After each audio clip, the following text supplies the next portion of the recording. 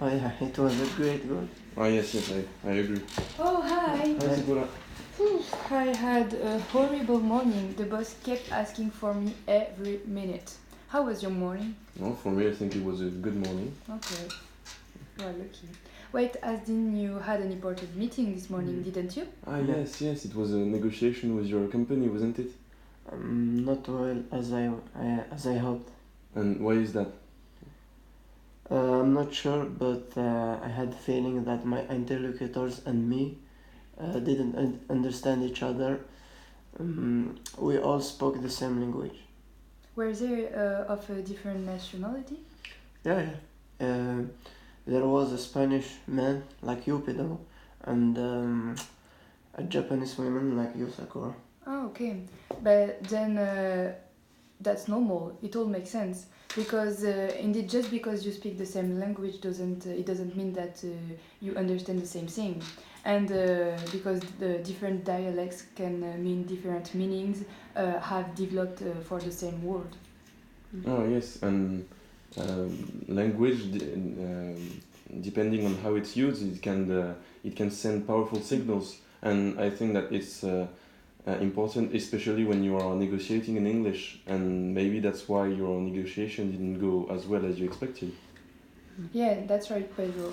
For example, I remember that when I arrived in England, I had some negotiations with Spaniards and others, and I remember that I found them really aggressive and rude.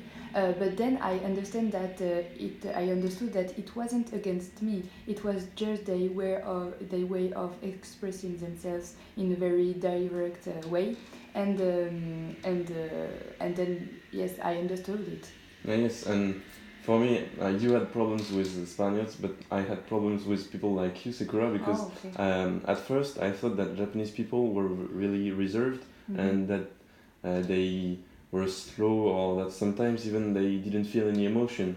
And after that, I changed my mind because I realized that they were just hiding the way they felt and Yeah, yes. that's quite true. I understand better now. It reminded me of a funny story that happened in Spain, sorry, and you must heard about it, Pedro. It was Maybe. Frank Perju's tag. You know it? Can you tell it to me? It was a man that tagged on the wall.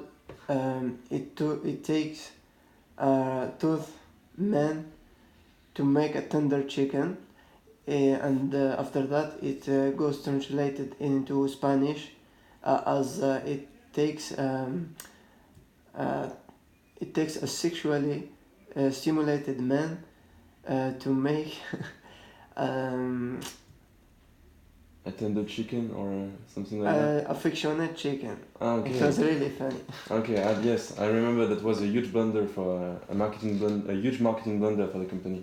Yes, but this is a bit different, I think. But it also shows the difficulties endured while communicating, to a specific population from another country. For example, the words used may mean something else in another language, and then it can change the whole message of the slogan. And also, this situation can harm the brand because it can give the brand a bad image.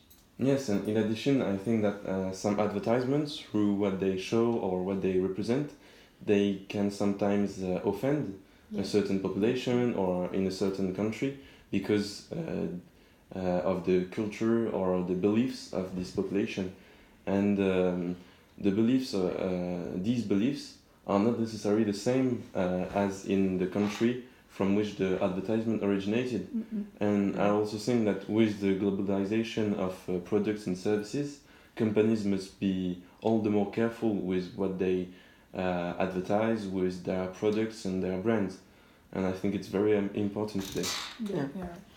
Yes, it can have a deep impact in societies, and I think companies must have a large knowledge about all cultural things about the country.